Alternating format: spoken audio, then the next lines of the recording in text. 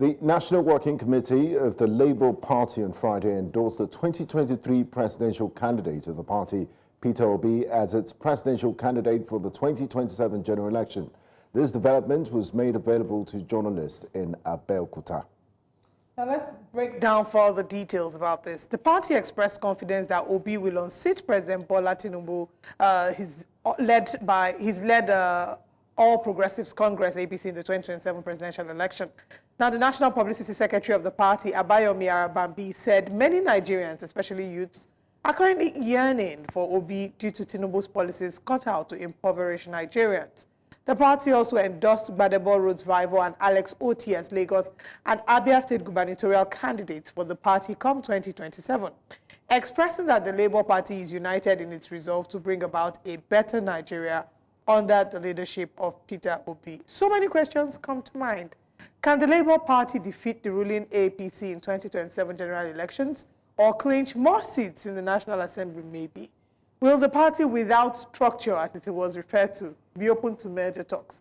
We'll hopefully get answers to this as we bring on our guests to expatiate on what the Labour Party may have to do differently in 2027.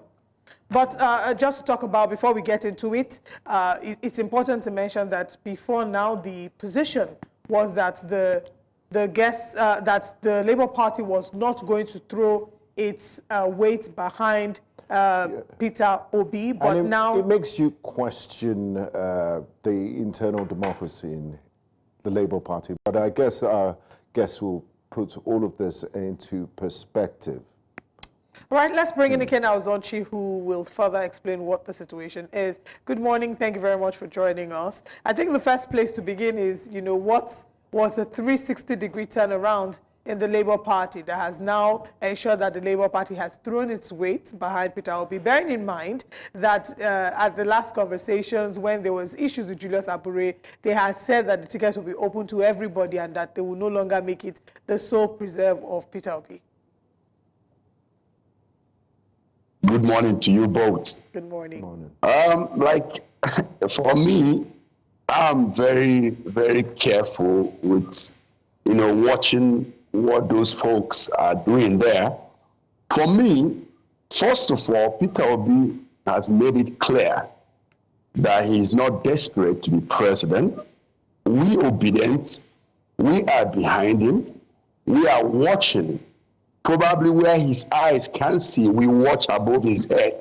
From my perspective, I don't know what's happening in the Labour Party and what their game plans are, but whatever it is, we are looking at their sincerity and honesty here. If they mean what they are saying, then of course, Peter Obi is a smart man. He will go with them. But the whole question of sincerity is what is still not clear to us. And I'm talking as an Obidient. Now, you refer to yourself as the Obidient General. Could you explain the philosophy behind your movement and why you believe so much in one individual? And what does this endorsement say about internal democracy in Labour Party? Some will say it's not democratic. We Obedients have always said that we needed an all-inclusive convention where the free fair play playing ground is, created for all parties to participate and a new executive emerge from the Labour Party. But since all this were not done, don't also forget that there's still a case in court. So if there's a 360-degree change in the attitude of these executives of Labour Party, we are watching with caution. And I believe His Excellency Peter Obi knows the right steps to take. And he has the entire decision to make. We as Obedients, like I can tell you, we are preparing ourselves for our leader to carry us to wherever he chooses to go. So if the Labour Party at this time, now at this stage, turns around and says they're endorsing Peter Obi, well, we will be waiting to see what our leader will say. But like I said again, he's not desperate. He is watching talking to different groups. But like, from my perspective, Nigerian opposition parties are like animals in a reserve, with poachers hanging on the fence, while the authorities of the reserve looks the other way. I want to call on INEC and the rest of them. You recall a few months ago, INEC had come out clearly to say that this same Abure signature was no longer valid. While we jubilated, based on that, the same INEC has now gone back again to validate the signature of the same Abure. So we are watching with caution as a group that looks after our master's interests, and we believe Peter Obi knows the game. So we are watching. We welcome the olive branch tree, created by Abure, but we are watching with suspicion, if I may tell you. Okay, just to ask, my colleague had asked you earlier about the perspective of some who may see that it's not democratic to throw your support behind one person without giving every other person a fair chance. So I ask, does this represent the general intent or the general desire of everybody in the Labour Party, or the majority in the Labour Party, that the ticket be officially be given to Peter Obi and, Gbadebo, Rhodes-Vivour and Alex Otti as well? Well, like I said, we didn't participate. We never participated in the convention. We didn't participate in what they did in Abeokuta. They know the modality at which they matched. But like I said, Peter Obi, at a later stage, might have to say something. We cannot speak for him. They have mentioned that Peter Obi, they are throwing their weight on Peter Obi. We will wait for Peter Obi to either accept or decline. Like I can tell you, there's a lot of talks going around alliances with other political parties. And you also remember that the APC today, most of them are from the PDP.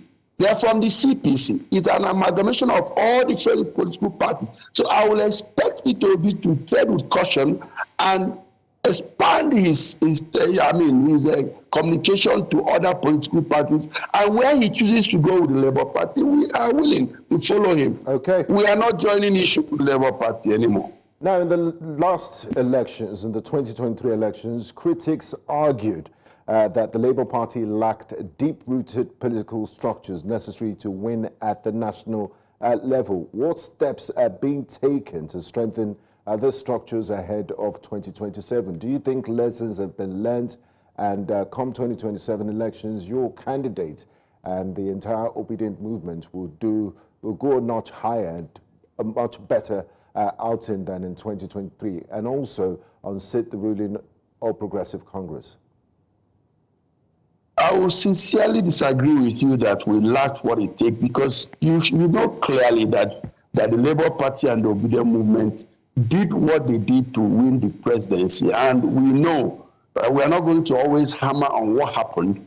What we are doing right now as Obidient is to watch the political climate, to see which groups we can co-opt into our system. We stand the possibility of getting Peter Obi into the presidency in 2027 because the mistakes done by the North in supporting President Bola Tinubu is clearly not working. And as soon as you're not able to deliver the dividend of democracy to the people you promised, be sure that the votes will backlash. We are not even bothered about 2027 right now. Our leader is making his consultations while we are building on the Obidient network and other support groups. And as soon as our principal gives us the go-ahead, obedience are organic. We are found in every political party. And our support is not based on money.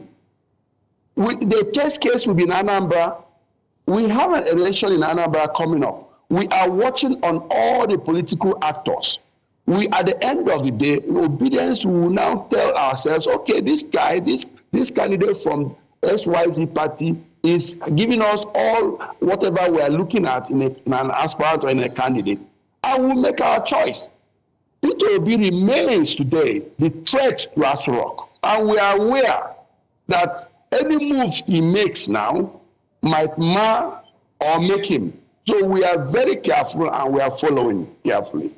All right, thank you. I still will repeat, we don't really know what Abure is up to. That's why we are waiting for our principal to advise us on what to do. Labour Party remains the pride of Nigeria. We built the Labour Party. The Obidient movement and the support groups made Labour Party what it is today. Right. I'm sure they know. All right, Ikenna Azomchine, thank you for your time with us this morning. We wish the Labour Party all the best.